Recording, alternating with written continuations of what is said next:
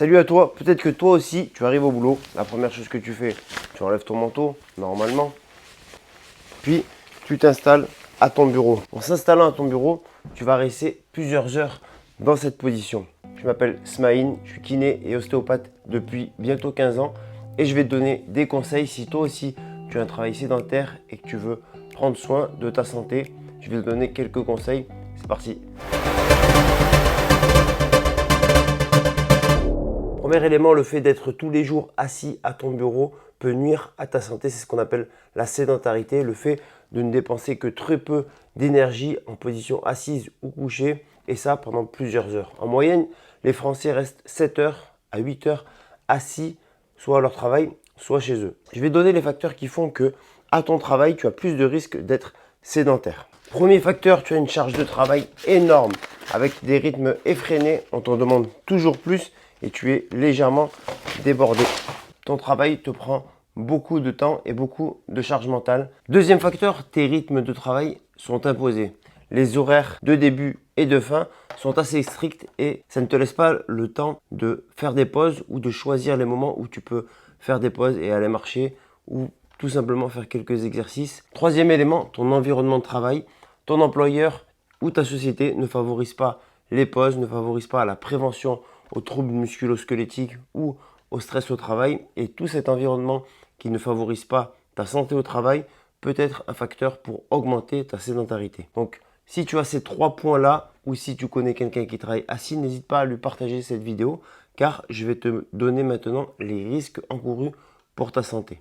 Comme tu peux l'imaginer, pour ta santé, le fait de rester assis pendant plusieurs heures et de ne pas changer de position peut être problématique. 1. Tu as plus de risques cardiovasculaires. Tu risques de faire un angor, de l'hypertension ou encore des troubles du rythme. 2. Tu as des problèmes métaboliques. Tu peux être en obésité ou en surpoids. Tu peux avoir une augmentation de ton cholestérol et tu peux avoir une glycémie assez élevée, ce qu'on appelle le syndrome métabolique, quand tous ces facteurs se sont mis en place avec les années. Ce syndrome métabolique peut t'emmener vers un prédiabète, voire un diabète, avec une perturbation de la gestion du sucre grâce à l'insuline qui ne peut plus gérer les perturbations de ta glycémie. Et tout ça est dû à ton manque d'activité et au fait que tu restes assis pendant plusieurs heures. Ensuite, tu risques aussi les problèmes musculo-squelettiques. Le fait que ton corps se soit désadapté à l'effort à force de rester trop longtemps dans la même position et ne faire qu'un travail quasiment cérébral et très peu d'activité physique fait que ton corps s'est désadapté à l'effort. Les tissus sont désadaptés à l'effort, ce qui peut favoriser les lombalgies, les tendinopathies, les douleurs musculaires et une très faible résistance à l'effort. Donc maintenant, je vais te donner quelques solutions à mettre en place. C'est des solutions assez simples, tu vas voir. Première chose, tu dois changer de position au travail. Pour varier les positions, c'est assez simple. Tu dois réaménager ton espace de travail pour que dans la journée, tu puisses varier tes positions et non pas rester tout le temps assis sur ta chaise. Ensuite, tu peux faire quelques exercices assez facilement à ton bureau, donc n'aie pas peur.